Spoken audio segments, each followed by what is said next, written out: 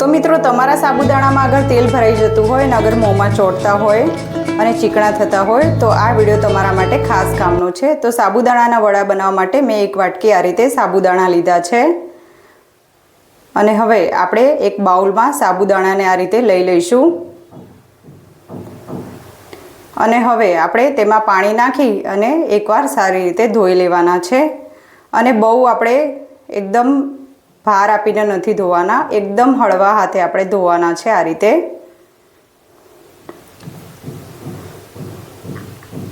તો તેમાં જેટલો પણ ડસ્ટ હશે તે બધો નીકળી જશે। તો આ રીતે આપણે સાબુદાણા ધોઈ લીધા છે અને હવે ખાલી આપણે પાણી નાખી અને ફરીથી એકવાર આ પાણીને કાઢી લેવાનું છે। તો મેં સારી રીતે પાણીને કાઢી લીધું છે અને હવે જે વાટકીથી મેં સાબુદાણા લીધા છે એક વાટકી, તે જ વાટકીથી અડધી વાટકી ભરી અને મેં આ રીતે પાણી લીધું છે અને પાણી આપણે નાખી દઈશું। તો બહુ પાણી આપણે નથી નાખવાનું, ફક્ત અડધી વાટકી જ નાખવાનું છે અને હવે આપણે આ સાબુદાણાને 8 કલાક માટે પલળવા દેવાના છે। તો હવે આપણે તેને ઢાંકણ ઢાંકી દઈશું અને આ સાબુદાણાને આપણે 8 કલાક માટે પલાળી દઈશું। અને હવે આ રીતે અડધી વાટકી મેં શીંગ લીધી છે અને શીંગને આપણે શેકી લેવાની છે। તો ગેસ ચાલુ કરી અને આપણે શીંગને થોડી શેકી લઈશું।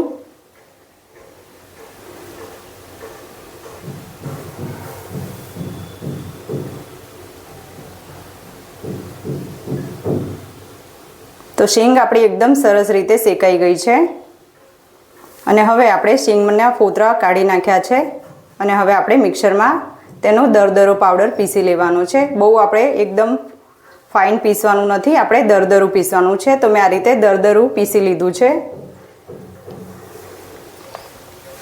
અને હવે આદુ મરચાં અને થોડા મીઠા લીમડાના પાન લીધા છે અને તેને પણ આપણે મિક્સરમાં પીસી લઈશું। તો આ રીતે મેં તેને પણ મિક્સરમાં પીસી લીધું છે અને હવે એક થાળીમાં કાઢી લઈશું અને હવે આપણે સાબુદાણા ચેક કરીશું। તો સાબુદાણા આપણા એકદમ સરસ પલળી ગયા છે 8 કલાક પછી અને એકદમ સરસ આ રીતે છૂટા છૂટા પલળીને તૈયાર થયા છે અને હાથેથી પણ એકદમ આ રીતે કરીએ તો એકદમ છૂટા છૂટા આપણા સાબુદાણા બન્યા છે અને હવે આપણે એક મેશ કરીને જોઈશું। તો આ રીતે આપણે મેશ કરીને જોઈએ તો એકદમ સરસ આપણા સાબુદાણા પલળીને તૈયાર થયા છે। તો હવે આપણે સ્વાદ પ્રમાણે મીઠું નાખી દઈશું અને હવે આપણે આદુ મરચાં અને મીઠા લીમડાની જે પેસ્ટ તૈયાર કરી હતી તે પણ નાખી દઈશું અને આપણે જે શીંગનો પાવડર તૈયાર કરીને રાખ્યો છે તે પણ નાખી દઈશું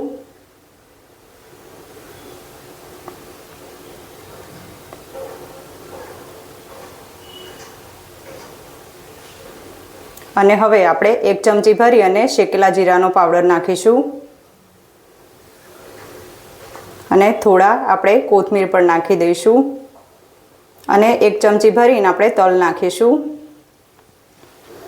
1 ચમચી ભરીને આપણે ખાંડ પણ નાખી દઈશું અને અડધું આપણે લીંબુ નાખીશું। તો ખાંડ અને લીંબુથી એકદમ આપણા ચટપટા અને સરસ ટેસ્ટમાં એકદમ મસ્ત બનીને તૈયાર થશે આપણા વડા। અને હવે બધી જ વસ્તુને આપણે પહેલાં સારી રીતે મિક્સ કરી લેવાનું છે અને એકદમ સારી રીતે દબાવીને આપણે સાબુદાણાને આ બધા જ મસાલા સાથે મિક્સ કરવાનો છે જેથી એકદમ સરસ મસાલો બધા સાબુદાણામાં સારી રીતે મિક્સ થઈ જાય। તો આ રીતે આપણે સરસ રીતે મિક્સ કરી લઈશું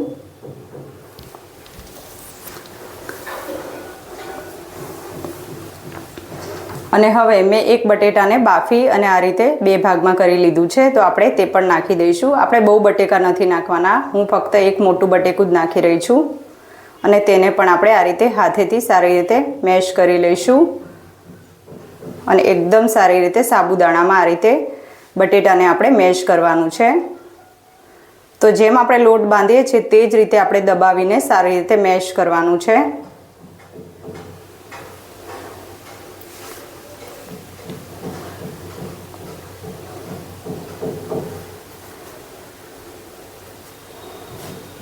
તો એકદમ સારી રીતે મેશ થઈ ગયું છે અને હવે આપણે હથેળીમાં થોડું તેલ લગાવી લઈશું.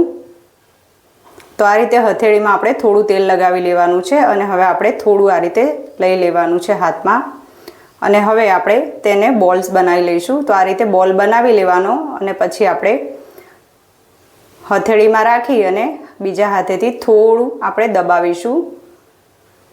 તો એકદમ આપણું સરસ વડું બનીને તૈયાર થઈ જશે.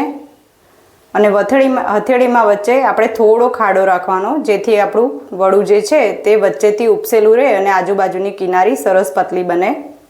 તો આ રીતે મેં વડું બનાવીને તૈયાર કર્યું છે. અને હવે બીજું વડું પણ આપણે બનાવી લઈશું. તો આ રીતે થોડું આપણે લઈ લઈશું હાથમાં અને ફરીથી આપણે બોલ બનાવીશું. તો આ રીતે બોલ બનાવ્યા પછી આપણે આ રીતે થોડું પ્રેસ કરીશું. તો આપણું આ સાબુદાણાનો વડો પણ બનીને તૈયાર થઈ ગયું છે અને કિનારી એકદમ સરસ પતલી પતલી થઈ છે. તો આ રીતે આપણે બધા સાબુદાણા બનાવીને વડા તૈયાર કરીશું. તો બધા જ વડા મેં આ રીતે બનાવીને તૈયાર કરી લીધા છે અને હવે આપણે તેને તળવાના છીએ. તો તળવા માટે મેં તેલ ગરમ રાખી લીધું છે અને તેલ સારી રીતે ગરમ થઈ ગયું છે. તો હવે આપણે ગેસની ફ્લેમને મીડિયમ કરી લેવાની છે. બહુ હાઈ ફ્લેમ પર આપણે નથી તળવાના અને એકદમ સ્લો પણ નથી કરવાના. જો આપણે એકદમ સ્લો ફ્લેમ પર તળીએ તો તેમાં તેલ ભરાઈ જતું હોય છે. તો આપણે મીડિયમ રાખી અને પછી તળવાના છે. તો આપણે 4 વડા કરીને તળીશું. તો એક બાજુથી વડા સારી રીતે તળાઈ જાય પછી આપણે બીજી બાજુ પલટી લઈશું. તો બીજી બાજુ પણ હવે આપણે પલટી લઈશું.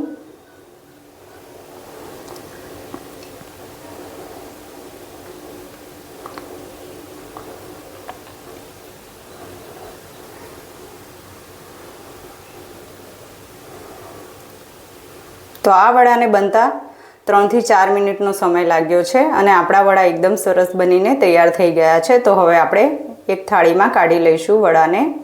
અને કેટલા ફૂલી અને સરસ આપણા વડા બનીને તૈયાર થયા છે અને એકદમ ક્રિસ્પી આપણા વડા બન્યા છે. સરસ અને તેલ પણ નથી ભરાયું તેમાં.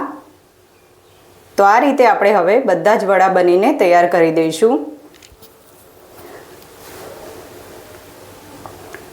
તો બધા જ વડા આપણા બનીને તૈયાર થઈ ગયા છે અને ચટણી મેં પહેલાં જ બનાવીને તૈયાર કરી લીધી હતી અને એકદમ સરસ આપણા વડા બનીને તૈયાર થયા છે.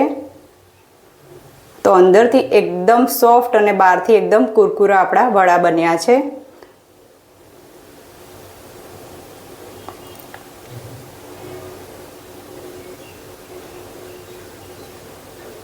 ફ્રેન્ડ્સ, તમને મારી આ રેસીપી ગમે તો લાઈક, શેર અને સબસ્ક્રાઈબ કરવાનું ભૂલતા નહીં અને ફરીથી મળીશું નવા વિડીયોમાં. જય શ્રી કૃષ્ણ.